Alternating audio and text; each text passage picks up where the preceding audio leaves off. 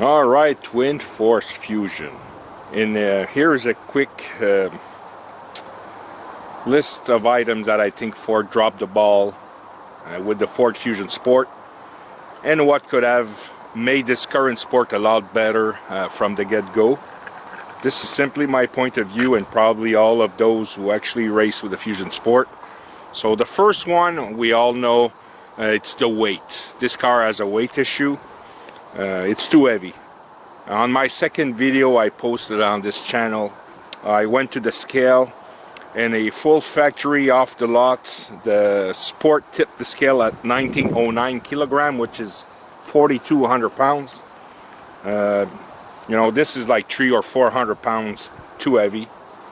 Yes, it does has everything: acoustic glass, airbags inside the rear, seat belts, good audio, and a stout powertrain. You know, we could talk about the 5-star crash ratings, etc., but I do applaud Ford of use forged aluminum under suspension control arms, having aluminum hood and all that, but it's still too heavy. The second, now I drive this car in winter. It's actually a strong point, but for what we do in the summer with it at the quarter mile, the all-wheel drive. The all-wheel drive is a front-wheel drive bias system. You know, because of the engine position, our Sport all-wheel drive layout is unfortunately a front-wheel drive bias system at first. I wish it could have been more like the Kia Stinger or the G70H track system. The other thing with the Fusion Sport, I wish they did maybe like the ST trims, it's the brake calipers.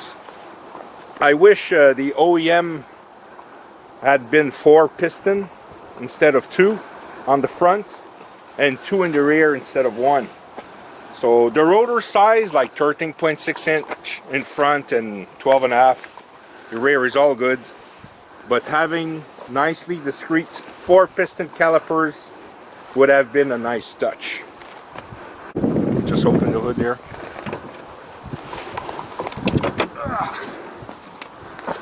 The OEM battery. I had issues with it even after a warranty replacement. It went on its safety mode every time I did not use the car for more than 2 weeks. That's the main reason I switched for the Braille battery. Weight was the second reason. And number 5, I'm going to go in the rear of the car.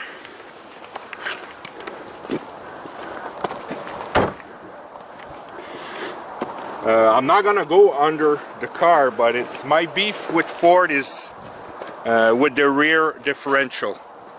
It does not have a drain plug. This may not affect some of you, but I like to do this type of prevention maintenance myself. I just wish American Axle in manufacturing had included one drain plug, just like the Subarus have on their RDUs.